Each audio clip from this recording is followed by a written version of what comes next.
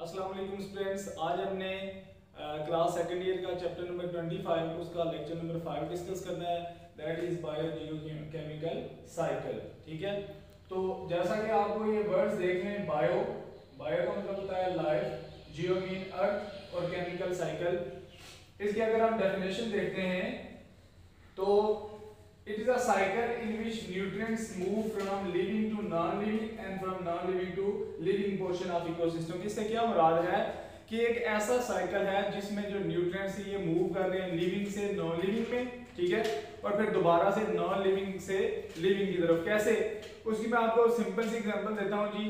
Producers, ठीक है, producers को दोबारा से खा रहे होते हैं कंज्यूमर्स, कंज्यूमर्स को आगे खाते हैं डीकंपोजर्स। ठीक है, जब डीकंपोजिशन का अमल होता है तो न्यूट्रिएंट्स और सारी चीजें कहां पे चली जाती हैं, सॉइल के अंदर।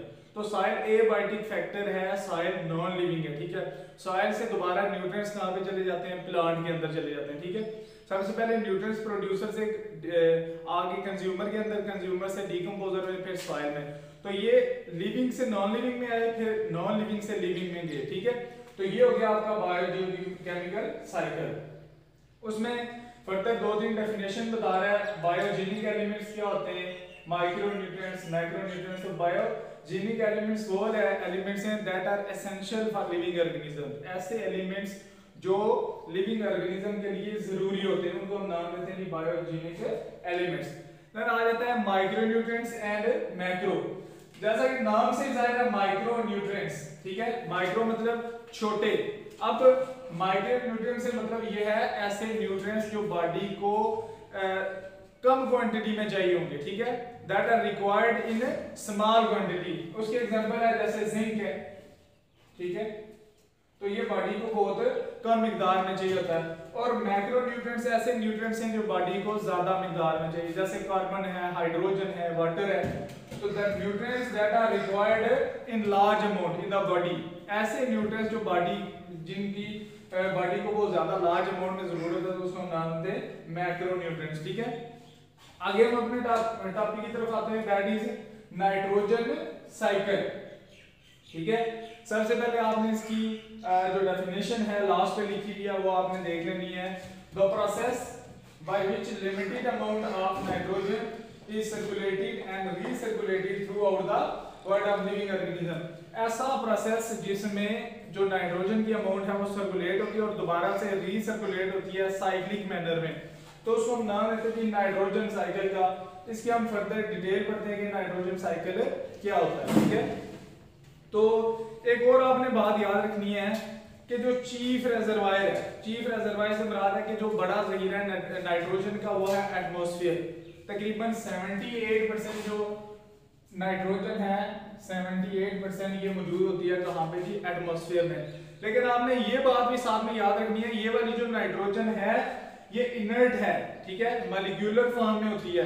ये किसी भी दूसरे एलिमेंट के साथ, कंपाउंड के साथ मिलकर कोई भी सब्सटेंस नहीं बना सकती। ठीक है, ये आपने बात याद रखनी है कि ये इनर्ट फॉर्म में होगी एटमॉस्फेरिक नाइट्रोजन जो भी होगी। ठीक है, तो इसको अब हमने जो प्लांट्स के लिए नाइट्रोजन हमें चाहिए होती है वो ज़्यादा सॉइल में होनी चाहिए, तो ये तो एटमॉस्फेरिक का जो इनर्ट फॉर्म में है। तो अब हम देखेंगे कि वो जो नाइट्रोजन है ये सॉइल में किस तरह आती है, ये सारा साइक्लिक प्रोसेस किस तरह होता है। ठीक है, तो अब देखें एक और मैं आपको बात बताता चलूं कि नाइट्रोजन प्लांट्स के लिए भी बहुत जरूरी होती है, प्लांट्स की ग्रोथ के लिए। अब जो हम उसका क्लोरोफिल का स्ट्रक्चर पढ़ते हैं, ठीक है, जो लीफ में क्लोरोफिल होता है उसका स्ट्रक्चर अगर हम पढ़ते हैं तो उसमें मैग्नीशियम इस तरह लगा होता है और उसमें नाइट्रोजन एक लार्ज अमाउंट में नाइट्रोजन भी मौजूद होती है।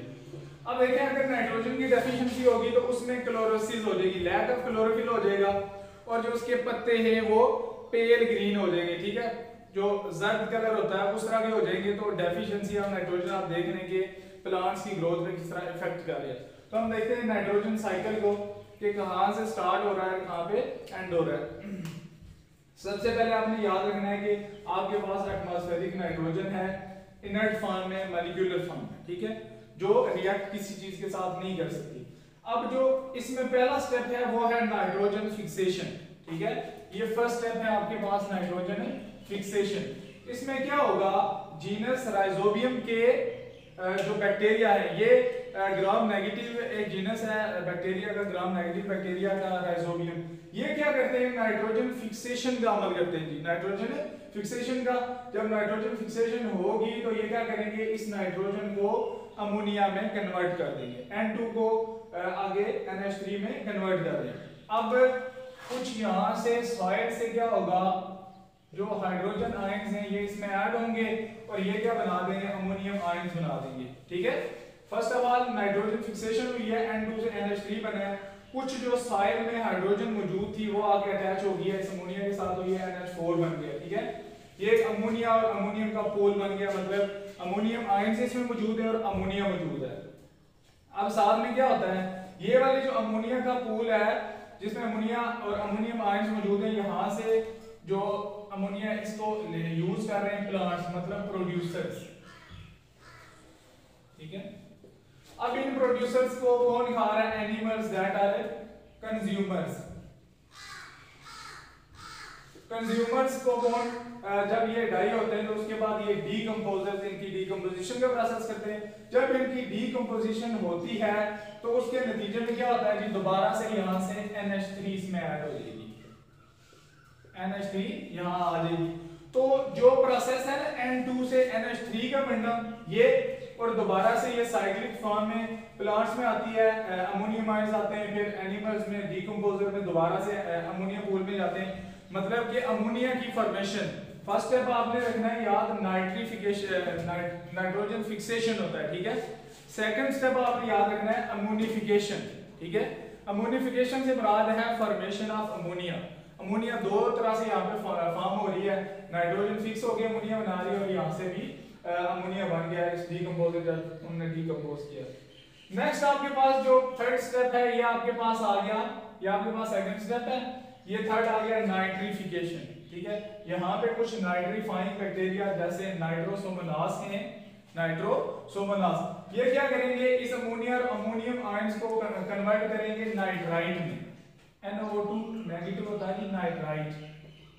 ठीक है, नाइट्रोसोमोनास बैक्टीरिया क्या करते हैं, इस अमोनिया जो पूल है इसमें अमोनियम आयंस और अमोनिया NH3 दोनों शामिल है, तो उसको कन्वर्ट कर रहे हैं नाइट्राइट में।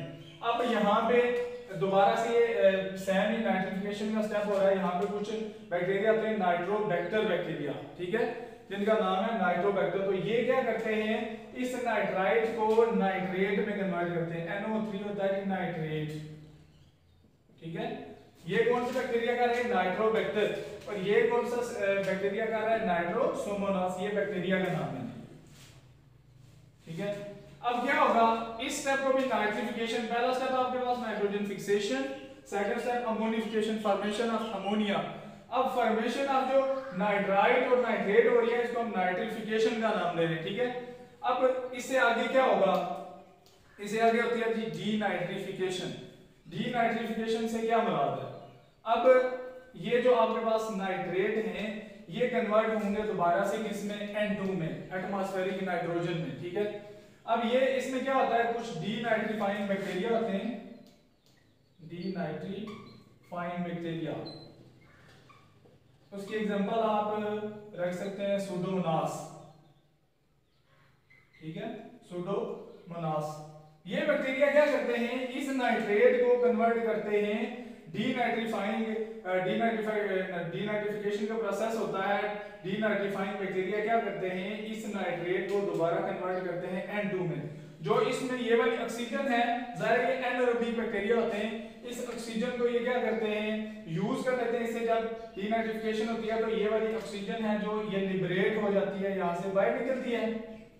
ये डीनाइट्रीफाइंग बैक्टीरिया एनारोबिक बैक्टीरिया होते हैं, ये इसको इस ऑक्सीजन को इस्तेमाल करते हैं और ये वाली जो नाइट्रोजन है ये दोबारा से कहां पे चली जाती है, एटमॉस्फेयर के अंदर। अब यहाँ पे आपने एक और बात याद रखनी है, वहां पे आपकी बुक पे वो एक स्टेप बता रहा है एसिमिलेशन का। ठीक है, कौन सा स्टेप है जी, एसिमिलेशन। अब एक तो हो गया डीनाइट्रिफिकेशन,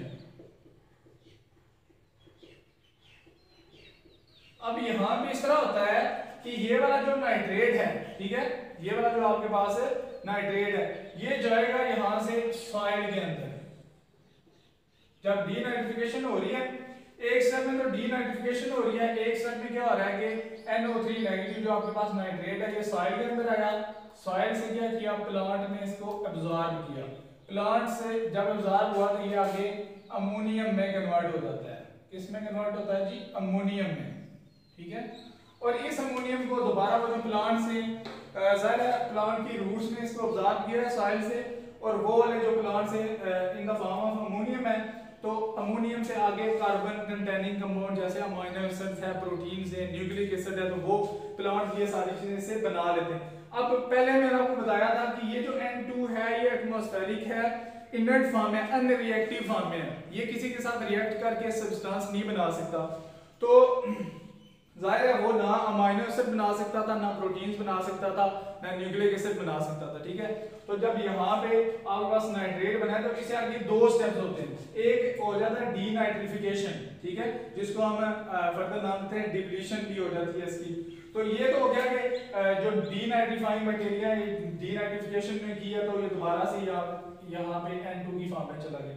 लेकिन एक स्टेप एसिमिलेशन का होता है, एसिमिलेशन से मुराद ये है इस नाइट्रेट को एब्जॉर्ब कर रहे हैं प्लांट्स, ठीक है, अपनी जड़ों के जरिए एब्जॉर्ब करते हैं, जब वो एब्जॉर्ब कर चुके होते हैं तो वो उसे आगे कन्वर्ट करते हैं अमोनियम के अंदर। अब ये वाली जो अमोनियम है इसको प्लांट्स यूज करेंगे अपने प्रोटीन्स बनाने के लिए, अपने अमीनो एसिड्स बनाने के लिए, न्यूक्लिक एसिड बनाने के लिए, क्योंकि मैंने आपको बताया था कि जो नाइट्रोजन है वो इंतहाई जरूरी है क्लोरोफिल में। ये क्लोरोफिल का स्ट्रक्चर था, मैग्नीशियम और नाइट्रोजन देखें इसके साथ अटैच हुए हैं, मतलब कि उनको नाइट्रोजन की जरूरत होती है, ठीक है। तो इसके आपने जो बेसिक स्टेप्स हैं वो याद रखने। पहला स्टेप इसमें आ जाता है कि नाइट्रोजन फिक्सेशन। नाइट्रोजन फिक्सेशन कर रहे होते हैं राइजोबियम, ठीक है। जो ग्राम नेगेटिव बैक्टीरिया है उनका जीनस है राइजोबियम, ये क्या करते हैं N2 को NH3 में कन्वर्ट करते हैं। दूसरा स्टेप आपने ध्यान में रखना है नाइट्रिफिकेशन। ये तो सॉइल का हाइड्रोजन इसके साथ आके लगे तो NH4 पॉजिटिव अमोनियम आयंस बन गए।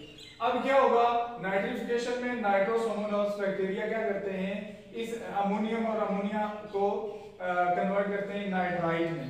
अब दोबारा से नाइट्रिफिकेशन का प्रोसेस हो रहा है, तो ये जो नाइट्रोबैक्टर हैं ये क्या कर रहे हैं NO2 मतलब नाइट्राइट को नाइट्रेट में कन्वर्ट कर रहे हैं, ठीक है। ये जो अमोनिया बनी थी इसको प्लांट्स ने लिया, एनिमल्स डीकंपोजर देन आ गई अमोनिया पूल में। तो ये जो फॉर्मेशन ऑफ अमोनिया है इसको हम नाम देते हैं ammonification. Nitrogen fixation, ammonification, third step nitrification, और फोर्थ वन आ जाता है डीनाइट्रिफिकेशन, ठीक है। डीनाइट्रिफिकेशन कहां से हुई? जो नाइट्रेट कन्वर्ट हुए आगे N2 में।